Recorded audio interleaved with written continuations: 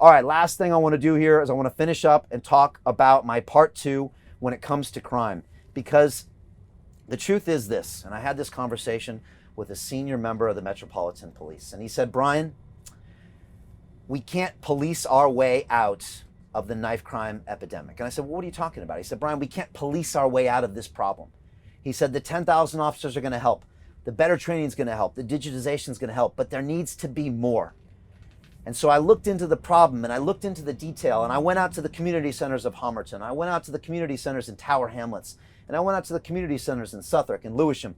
And they said, Brian, the mayor has been shutting our community centers down. He's been sacking our youth workers. He's been taking all the money out. I spoke with David Hay, the world championship boxer, and he said, Brian, they're closing down the boxing gyms for the kids.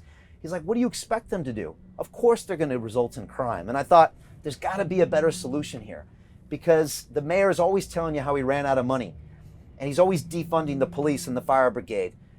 And so of course he's going to take the money away from your community centers. But these are your children. These are our children. And when teenagers are stabbing other teenagers, it's not their fault. It's our fault, because we haven't given them other things to do with their lives. And so I found an incredible solution, and I based it on some incredible work done by a young man named Jamal Edwards. And Jamal was on my show London Real about 4 or 5 years ago, and he grew up in Acton, and grew up near one of his community centers that taught him how to do video and audio production. He took that skill and created SBTV, an incredible grime music channel that he turned into an 8-10 million pound business. And he went back to his community center recently and he saw that it was closed. And he said, wait a second, something's wrong here. The government can't close this down. The mayor can't shut these things down. This is what made me who I am. And so he called up corporations like Google and the Wellcome Trust and started getting hundreds of thousands of pounds in funding. And so I reached out to Jamal and said, Jamal, let's take this to the next level. Let's take the incredible work you've done and let's raise 100 million pounds this year from corporates and put it into 250 community centers in every single borough of London. Let's raise £1 billion straight from businesses like Uber and Amazon and Barclays and HSBC and put it right into these communities. And he said, yeah, let's do that, Brian. And so that's where I came up with this incredible idea. And again, I'll put this up on the slide here. You can see this is just one of the many pages of our manifesto. And I say it in black and white here, hitting gangs where it hurts and giving £100 million per year social boost. And it's called Corporates for Communities. And as your next mayor, I'm going to pick up the phone and get on the CEO of these multi-billion-dollar companies that are making a ton of money off London and say, guess what? I've got an incredible win-win plan for you. I've got a solution that's going to allow you to give back to your communities. It's going to support your customers, and it's going to show that you really care.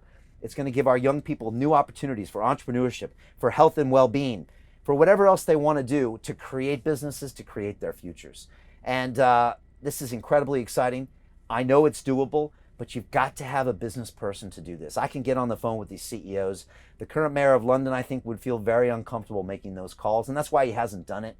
Also, why would he bother? He knows he's going to get your vote anyways. Why would he bother solving any of these problems? Because he just thinks he's going to get your vote if you live in London.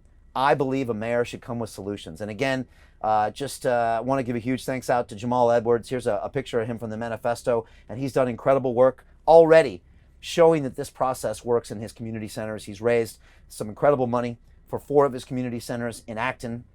And I look forward to working with you, Jamal, to take this to the next level and really go the distance. And again, just here's another slide as well, showing how we want to put £1 billion into 250 community centers in every single one of the London's 32 boroughs. In the first year alone, we're going to service more than 1 million youth visits. And it's absolutely incredible. You know, I was speaking with a few people and they said, you know what, Brian, you're the perfect person to do this because you've done exactly the same thing. And I want to talk more about that 1 million youth visits. And they said, Brian, you've done it with YouTube. You've created a business from nothing, and in 10 years have built up a following of millions of people, 500 million views. You're the guy that can walk into these community centers as mayor and show these young men and women that there are other options out there. And you know, that's what's important, because I have 2 young children. And trust me, they don't do what I say, they do what I do. And the same goes when it comes to our children, and I think the people in London. When they see the mayor have not a business bone in his body, he's never run a business in his life. When they see him approach the way London, they would never be inspired to do something entrepreneurial. Same when it comes to health and well-being. Some people joke that I'm the fittest mayor in London's history. Maybe I am, but I think it's important to show Londoners that we can be active and proactive about our health and well-being. And that's why I train every day. That's why I use mindfulness. That's why I use all of these practices. And I want to make sure Londoners see me do that.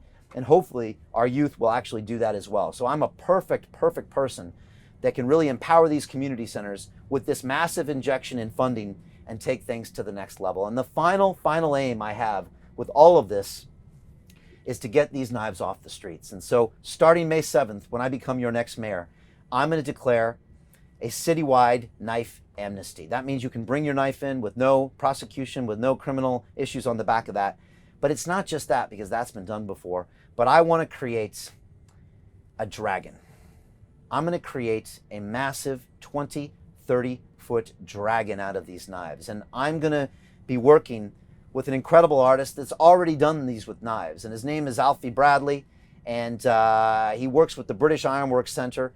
And he has already completed a 27-foot sculpture of an angel made by knives surrendered in these weapons amnesties. And it's a powerful thing to see. And when people see this entire sculpture created with knives that used to be used for harm, for intimidation, used to be used to protect someone just by that wanted to go down to the market and get some milk. When people can see these knives in an incredible sculpture, and I'm going to make 13 of these dragons because those represent the 13 dragons that guard the city of London. We're going to see these sculptures, and it's going to be a point in our adventure here in London where we say, you know what, enough is enough. We see the harm that we've done by allowing our kids to hold these weapons. We see these sculptures right in front of our eyes. We're never going back to this knife crime again. We're going to do everything possible to prevent our children from ever having to carry these knives again. We're going to prevent knife crime from ever happening. It's going to be something they talk about in 100 years as something that never would ever happen again. And we're going to do it with artists like this and sculptures like this and big, bold ideas that I bring as your next mayor of London. And again, this is all detailed inside my manifesto. This is how we're going to solve this problem. These aren't just idle things I say when I'm on camera. These are detailed ideas that we spent 8 months working on. And again, we're working with incredible people behind the scenes that have helped create this manifesto, that have now seen this manifesto, and that have now all told me they're voting for me for mayor, and they're telling all their friends and family to do the same.